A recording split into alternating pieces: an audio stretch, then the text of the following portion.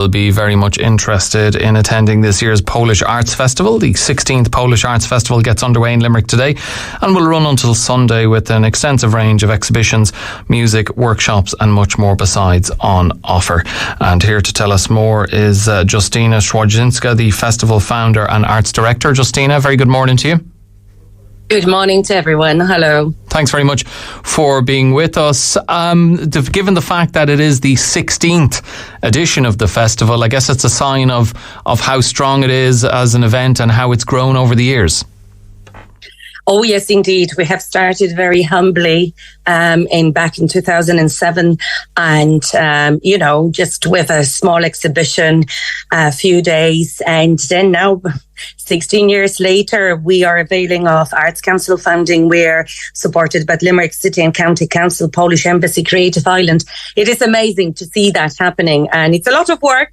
But really well worth it because year by year, we're getting stronger. How did the idea for the festival come about back in 2007? It started when there was a big influx of Polish people into Ireland in Limerick, 2007. And we just, three girls, Magda, Natalia and myself, we just got together and we thought it would be great to do something like an exhibition. Natalia was an artist herself and Magda had a great background in working in the culture environment.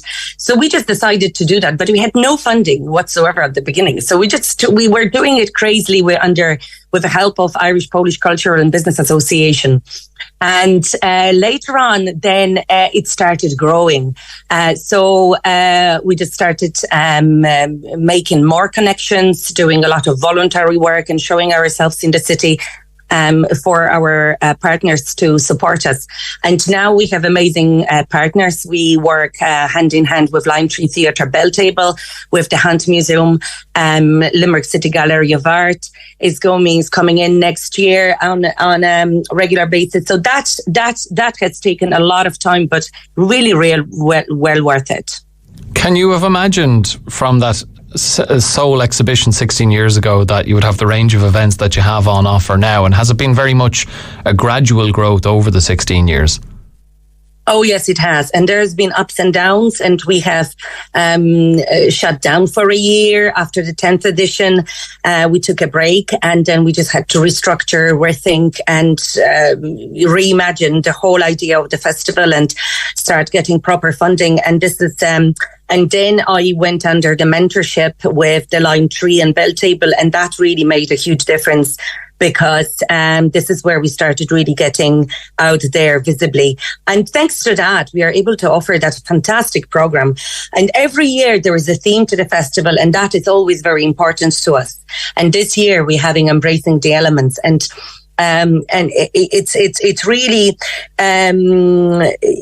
really important for us to have a theme to the festival, and the events that are there are unified. So it makes sense, especially now in the times of the war and conflict in Europe and the climate crisis and all the different weather's ranging elements. We see it ourselves, what is happening with the weather. So we do reflect on our attitude to the world, to the life, nature, and human impact on the changes we experience. And that is both political and climate-related context. And we are asking questions, we are encouraging reflection. We also support intercultural understanding.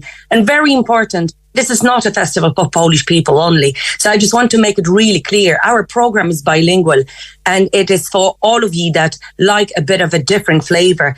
And I believe everybody can find something for them in the festival, be it the exhibition, be it the projects we are offering, concerts. I believe this is a festival for all of us, standing together and just being neighbours, next door neighbours. Have you found, Justyna, that, just on that point, that a lot of people who aren't Polish go to it, be it Irish people who, we know there's a significant Polish population in Ireland and are curious about finding out more about our Polish friends and their culture and their country, that they go. But that also maybe, like now that there are a lot of Ukrainians here, that maybe they would attend, or other people from continental Europe. It's an opportunity to have fun and find out more about the culture of a country that maybe we didn't know that much about before.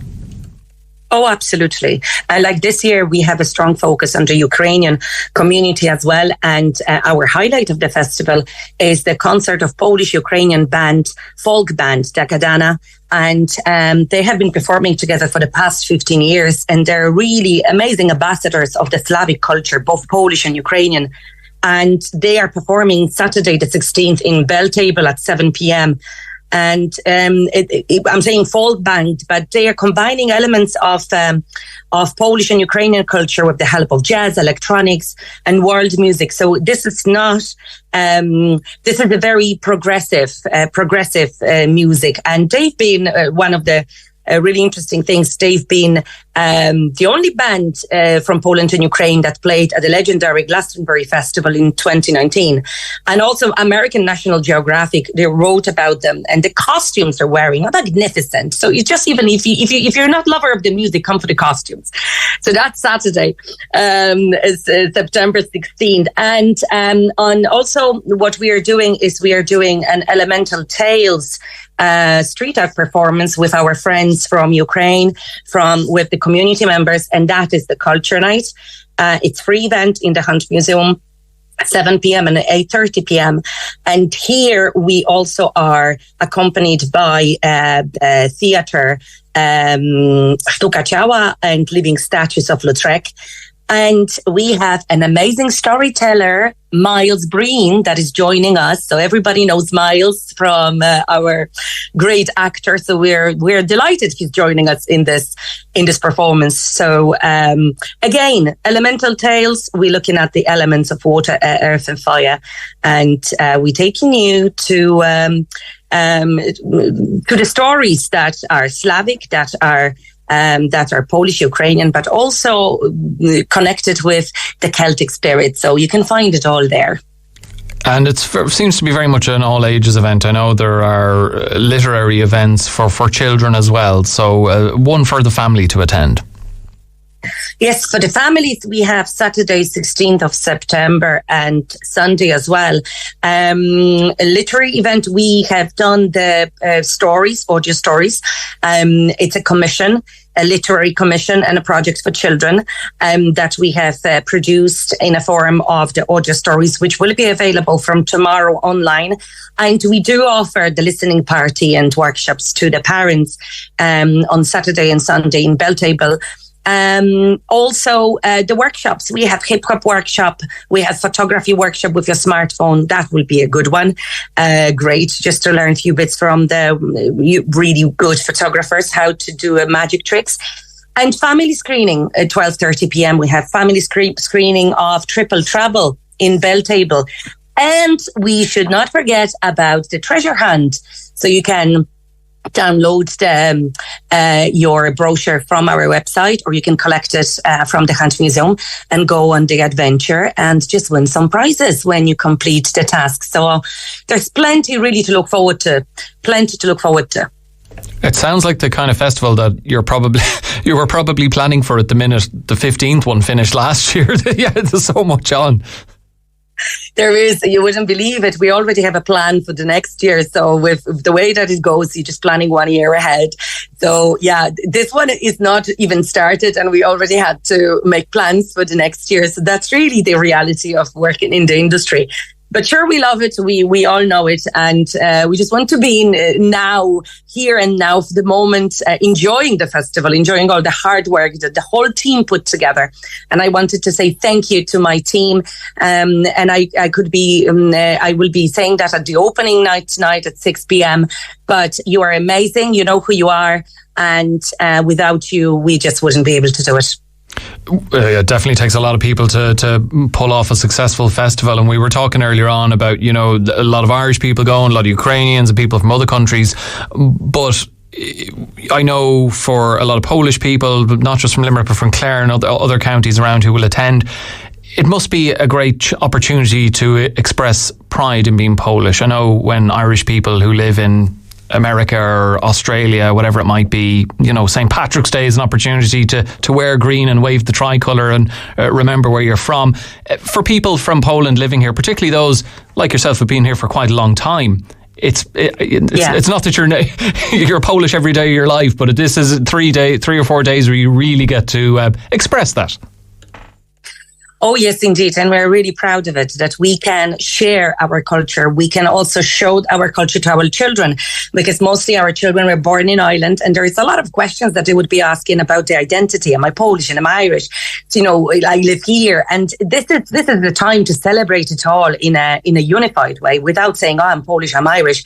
But yes, there is a lot in the Polish culture that is very unique and very our own. And as much as we want to cultivate our cultural heritage, we do also want to work together and create art together. So there is a lot of the commissions and things that we're doing. We want to put artists together, Irish, Polish, amalgamate that and see what happens when you have that creative hub.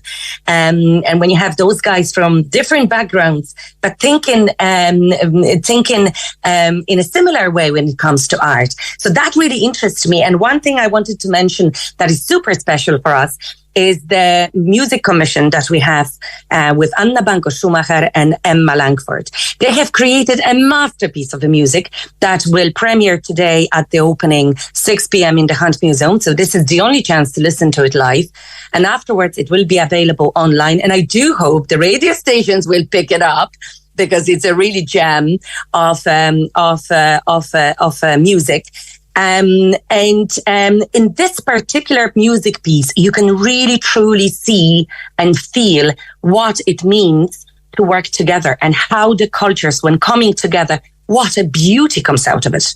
So I do urge you to come to our website. It's premiering 7 p.m. the piece. If you are in Limerick, if you are in the Hunt Museum, pop in today 6 o'clock to listen to it live. And I guarantee you will be, there'll be a lot of tears. Well, I'm sure there'll be plenty of people heading in from Clareford as well. And indeed, we'll have Emma Langford on tomorrow's show. So no doubt we'll ask her about that as well, and her appearance at the festival. Sounds like there's lots in store for those who are heading along over the coming 4 days or so, and lots to look forward to. Justyna Cwojdzinska, thank you so much for joining us on the programme this morning. Thank you very much, and I see you at the festival. Bye. Take care. Justyna Cwojdzinska there, the festival founder and arts director for the 16th Polish Arts Festival, which gets underway from today in Limerick and is running until Sunday. You are listening to Thursday's Morning Focus. Give us a call on 0818 400 964.